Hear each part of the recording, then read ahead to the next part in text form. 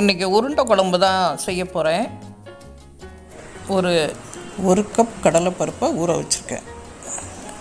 நான் கடலைப்பருப்பு மட்டும்தான் போடுவேன். அதை ஒரு மணி நேரம் ஊற வச்சுட்டேன். இப்போ அரைச்சி எடுத்துடலாம் மிக்சியில். ரொம்ப சுவையாக இருக்கும், சீக்கிரமாகவும் செஞ்சிடலாம், கொஞ்சம் டிஃப்ரெண்ட்டாகவும் இருக்கும். ஒரு அரை ஸ்பூன் அளவுக்கு பெருஞ்சீரகம் போட்டுக்கலாம். ஏன்னா கடலைப்பருப்பு வாய்வுன்னு சொல்லுவாங்கள்ல, அதனால் ஒரு அரை ஸ்பூன் அளவுக்கு அந்த கடலைப்பருப்புக்கு உப்பு போட்டுக்கலாம். கொஞ்சம் கருவேப்பிலை இதையும் போட்டு அரைச்சிடலாம். குறைப்பாக அரைச்சிக்கணும், ரொம்ப மையாக இருக்கக்கூடாது. அரைச்சாச்சு. இப்போது அதை எடுத்து வச்சுட்டு கொஞ்சம் மீதம் வச்சுக்கலாம் மிக்சியில். அது அதுக்கப்புறம் குழம்போடு ஊற்றிக்கலாம். இப்போ வெங்காயம் வெட்டி வச்சுருக்கேன், சின்ன வெங்காயம், அதையும் சேர்த்துக்கிறேன். நம்ம பெரிய வெங்காயம் கூட வெட்டிக்கலாம். ஒரு வெங்காயம் போட்டால் போதும். நான் இப்போ ஒரு கப்பு தான் போட்டிருக்கேன் கடலைப்பருப்பு. அதை உருட்டி வச்சிடலாம். ஒரு 9 உருண்டைகள் வரும் கரெக்டாக. ஒரு 2 பேர் சாப்பிட்றதுக்கு சரியாக இருக்கும். நம்ம 4 பேர் வேணும்னா இன்னும் கொஞ்சம் போட்டுக்க வேண்டியதான். அதுக்கேற்றபடி நம்ம போட்டுக்கலாம். இந்த 9 உருண்டைகள் நல்லா உருட்டி வச்சிடலாம். இந்த உருண்டைகளை அவிச்சும் இட்லி பானையில் அவிச்சும் போடுவாங்க. ஏன்னா உடஞ்சிருமோ அப்படிங்கிற பயத்தில். நான் எப்போதுமே அப்படி அவிச்சு போடுறதில்ல. அவிச்சு போட்டால் ஏதோ கொஞ்சம் டேஸ்ட்டு குறையிற மாதிரி எனக்கு ஒரு ஃபீலிங் இருக்கும். அதனால் நேரடியாகவே அந்த உருண்டைகளை குழம்புல போட்டுருவேன். இப்போ உருண்டைகளை நல்லா உருட்டி வச்சாச்சு. அப்படியே லட்டு மாதிரி இருக்குது பாருங்கள். இப்போ குழம்ப ரெடி பண்ணிடலாம். ஒரு மண்சட்டி எடுத்துக்கிட்டேன், அதில் தேங்காய் எண்ணெய் தான் ஊற்றியிருக்கேன். நான் இப்போ அடிக்கடி தேங்காய் எண்ணெய் தான் பயன்படுத்துகிறேன். வெந்தயம் போட்டுக்கிட்டேன்.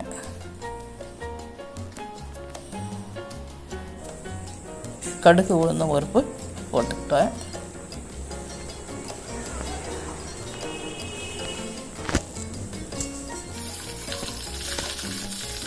வதக்கி விட்டுட்டு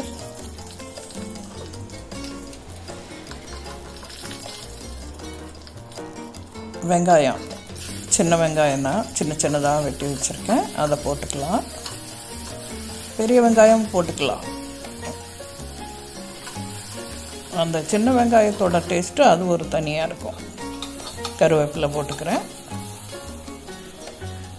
வதக்கிட்டு தக்காளி, ஒரே ஒரு தக்காளி தான், அதை வெட்டி வச்சுருக்கதை போட்டு நல்லா வதக்கி விட்டுடலாம்.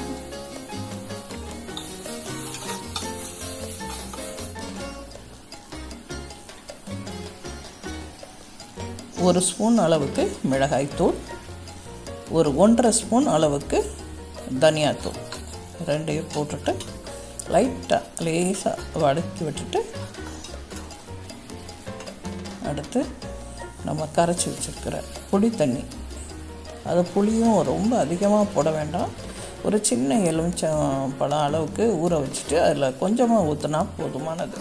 ஏன்னா ஒரு தக்காளி வேறு இருக்குது. இந்த குழம்பு ரொம்ப புளிப்பாக இருக்காது. இப்போ இந்த குழம்புக்கு தேவையான அளவுக்கு உப்பு போட்டுக்கலாம். நான் ஒரு அரை ஸ்பூன் அளவுக்கு தான் போட்டிருக்கேன். வயசாக உப்பை ரொம்ப குறைச்சிக்கிறது நல்லது அப்படிங்கிறதுனால உப்பை கொஞ்சம் குறைச்சே தான் போட்டுக்கிட்டு இருக்கேன். உங்களுக்கு தேவையான அளவுக்கு நீங்கள் போட்டுக்கோங்க. நல்லா எல்லாத்தையும் சேர்த்து வதக்கிக்குவோம். நல்லா சேர்ந்து வந்துருச்சு. இப்போ நம்ம மிக்சியில் கொஞ்சம் கடலைப்பருப்பு நம்ம உருண்டைக்கு அரைச்சது இருந்ததில்ல, அதை தண்ணி விட்டு, இன்னும் கொஞ்சம் தண்ணி விட்டு நல்லா அரைச்சி ஊற்றியிருக்கேன். கொஞ்சம் கொழுப்பு தன்மை கொடுக்கும் குழம்புக்கு.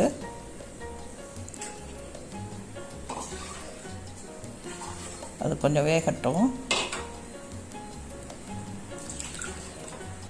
கொஞ்சம் தண்ணியும் ஊற்றிக்கலாம். ஒரு டம்ளர் அளவுக்கு கூட தண்ணியை சேர்த்துக்கலாம். குழம்பு கொதிக்கட்டும்.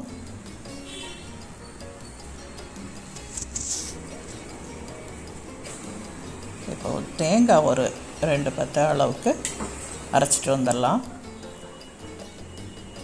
தேங்காயோட கொஞ்சம் ஜீரகம் சேர்த்து அரைச்சிட்டு வந்துட்டேன். இப்போ அதையும் குழம்பும் நல்லா கொதிச்சிக்கிட்டுருக்கு. அதனால் இந்த நேரத்தில் தேங்காயும் ஊற்றிடலாம். தேங்காய் அரைச்சதையும் தேங்காய் விழுதையும் ஊற்றியாச்சு. நல்ல நுர கூட்டி கொதித்து வரும்.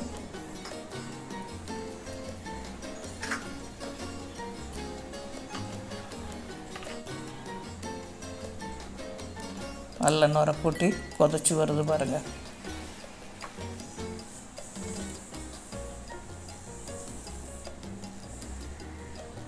இப்போ நாம் உருட்டி வச்சுருக்கிற உருண்டைகளை இதில் போட்டுறணும். போடும்போது ரொம்ப கவனமாக இருக்கணும். கொஞ்சம் காயப்பொடியும் போட்டுக்கலாம், ஏன்னா கடலை பருப்பு இல்லை, அதனால் பெருஞ்சீரகம் போட்டிருக்கோம் அப்படின்னாலும் போட்டுக்கலாம். இப்போ உருண்டைகளை மெதுவாக போடணும், ஏன்னா நம்ம அவிச்சு போடலை, நம்ம நேரடியாக போடுறோம். தீயையும் கொஞ்சம் குறைவாக வச்சுக்கணும், தீ நிறையா எரியக்கூடாது. இது மண்சட்டிங்கிறனால மெதுவாக தான் தீ எரியுது, ஆனால் அது கொதிக்கிற கொதியை பாருங்கள். அது மண்சட்டிங்கிறனால அப்படி இருக்குது. கொஞ்சம் ஒரு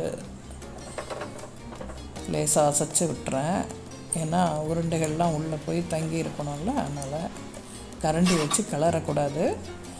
அது மூடி வச்சிடணும். ஒரு 5 நிமிஷம் நம்ம மூடி வச்சிட்டோன்னா அது வெந்த உடனே அதுவாகவே மேலே வரும் உருண்டைகள்லாம். அதனால் ஒரு 5 நிமிஷம் கழித்து பார்க்கலாம். இப்போ பாருங்களேன், அந்த உருண்டைகள்லாம் வெந்துடுச்சு. இப்போ மெதுவாக அடியில் கரண்டியை விட்டு அப்படி பார்க்கணும். நல்ல உருண்டைகள்லாம் லட்டாக இருக்குது பாருங்கள்.